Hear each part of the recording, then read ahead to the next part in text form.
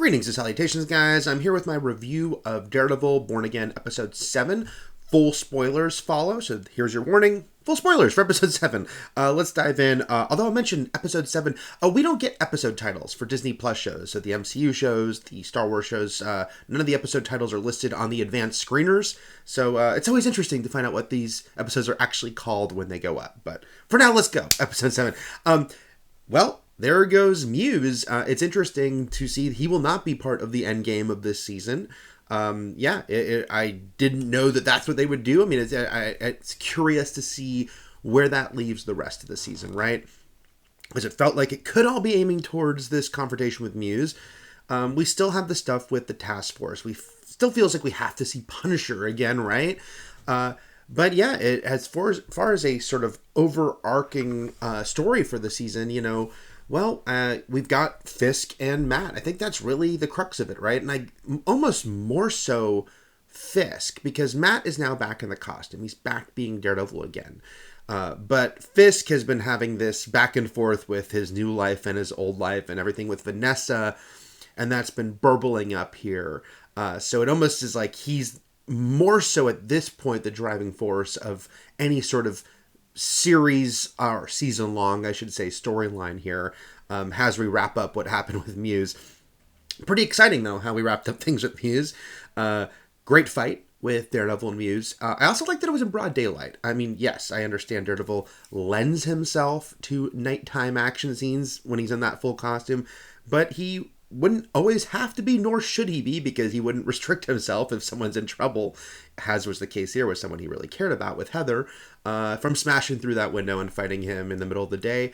It was really exciting. It was fast-paced. Both these guys were kind of using everything around them to fight.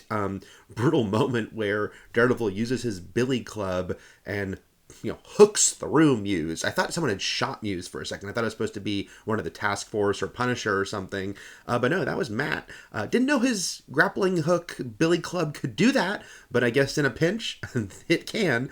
But yeah, that was all great. Punctuated by, Heather being the one to sort of end it and shoot and kill Muse, which understandable after what he'd put her through. I mean, it was pretty horrific when he's cutting her arm open, when he slams her down on the ground. And while, yeah, it's a little, a little cute, you might say, it still was pretty cool how he lies there dead on his own artistic canvas. He has become the final work of art of the artist known as Muse. But I liked it. It worked really well. Very comic book. I think I mentioned before that Muse was a sort of short-term character in the comics that made an impact, and such was the case here. The identity of Muse. It's funny, I'd kind of forgotten about that guy and his scene early on, which now I feel dumb forgetting, when he walked up to Heather at that signing and said he'd like to be her patient.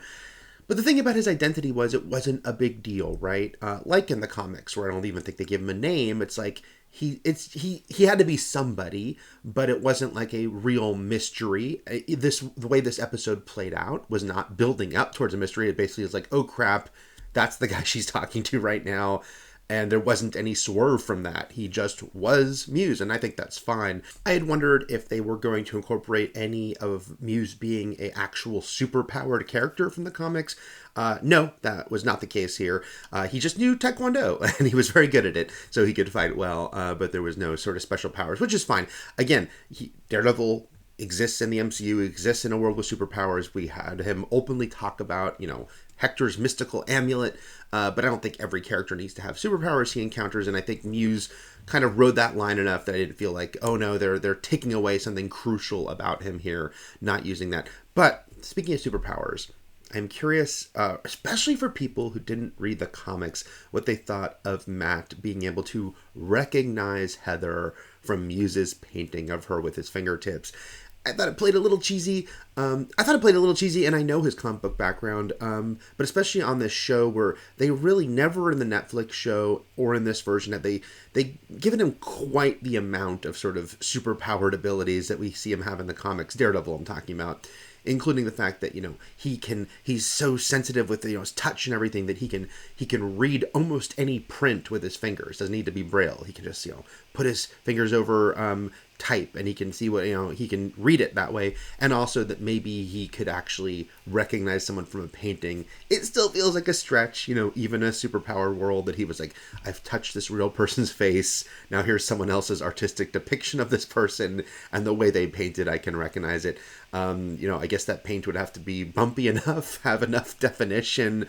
I went with it, even though it was a little one of the sillier moments. I will say I'm really feeling in this episode the lack of chemistry between Heather and Matt. When they have these scenes early in the episode, she goes into the shower with him. She sees how beat up and bruised he is.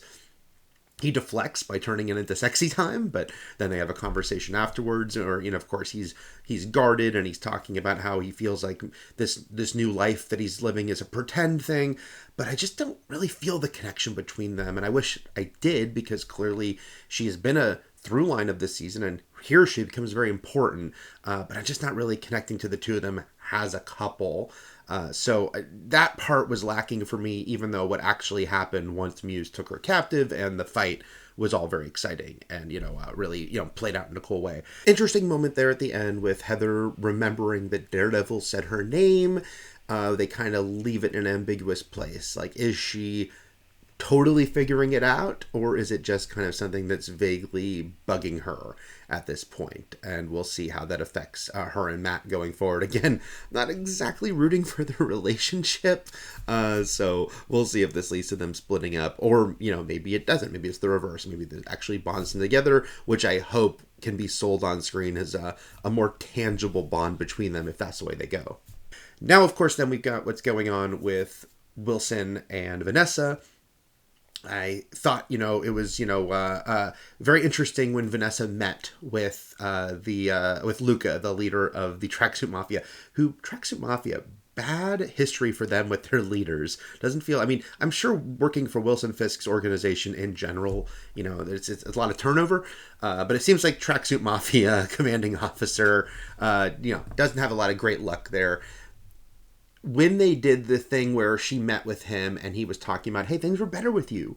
We were making more money with you and you agree with me. And I did like how that was played, and that she's like, yeah, probably true. It would have been probably a step too far if she then said, you know what, you're absolutely right, and I'm going to kill Wilson. So the way the final scenes played out, I thought was pretty great, as far as, the trap she sets for Luca, saying, oh yeah, go here, he's by himself. Now, that's also on Luca, because how about bringing some of your Tracksuit Mafia guys with you?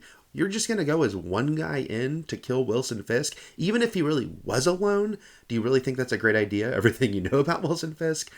So, Luca, that was dumb. But also, it was a trap. And so Buck took him out. I liked that, again, because we've been following this relationship this whole time. And yeah, what is the next step now? Is this the full reconciliation between the two of them? She, at this point, made this decision to not betray him. And yet, at the same time, like I said, Luca's words did seem to sway her a little bit about, hey, you were a pretty great crime boss. There was also a pretty fun scene where we had Fisk going over his history with Daredevil, talking to Buck, and how he built up his criminal empire over a decade only for Daredevil to destroy it. Just because the way Fisk talks about it, and, he broke bones, he broke spirits without due process, without standing or legal cause, calling him out for not following things to the legal letter when he's Wilson Fisk, the Kingpin. Now, obviously, the point is what a freaking hypocrite he is, but very funny to see that. Again, from Fisk's perspective, he's in the right, and he is doing what's right for the city, and if he's the one making the decision, it's the right call. But yeah, pretty funny to see that perspective, displayed in that manner here. This episode, yeah, I thought it was a really strong action one, and as far as the central stuff with Matt and Fisk and Vanessa, while it also reminded me of some of the weaknesses of this season as far as the new supporting characters, and that I wish we knew them deeper. I thought about it a lot with Kirsten. She has that scene with Cherry where she kind of calls him out for, like, you and Matt are having these private meetings. What's going on here? And I was like, man, I really don't know anything about her. She's Matt's, partner in their law firm, and his friend. And, I think Nikki M. James is very likable, just innately likable when she's on screen. But I don't understand her friendship or her partnership with Matt. We jumped to it, which is fine, but I don't think we've spent enough time with it to understand their dynamic. And so she's, throughout the season we see her, but I don't think we really know her. Cherry, maybe I connect with him a little more. Maybe that's just because I already liked Clark Johnson and, The Wire. Come on. But I still even think he could have been, could be deepened a bit more than we have so far.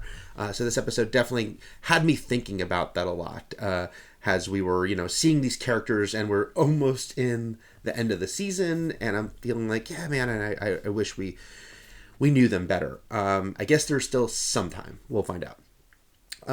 So I am very curious where the rest of the season goes, because Muse is out, but Task Force still needs to be dealt with.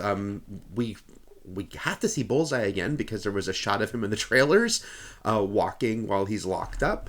So, he's still in play. It can't be the only time we saw Punisher, or it'd be pretty damn frustrating. So, assuming he'll be back. And I would also assume that we'd seen Karen again this season. It'd be a shame if, we didn't at all. Again, the strangeness of this season, the fact that they, filmed all this other stuff, and so they couldn't include her or Foggy because they weren't in it. I get it. But it's worth noting that episode 7 was the last episode of the series that includes footage from the original version of the show. So when it comes to Karen, I'm pretty hopeful she will return this season. There's a lot going on in this episode. All the sort of top line stuff, very exciting. Some of the side supporting things, I think you see some of the issues where maybe they can strengthen things as we go into a second season that I believe is filming now. All right, guys, those are my thoughts on Daredevil Born Again episode 7. If you could like and subscribe, that'd be great. I'll be back with episode 8, but other stuff too on this channel.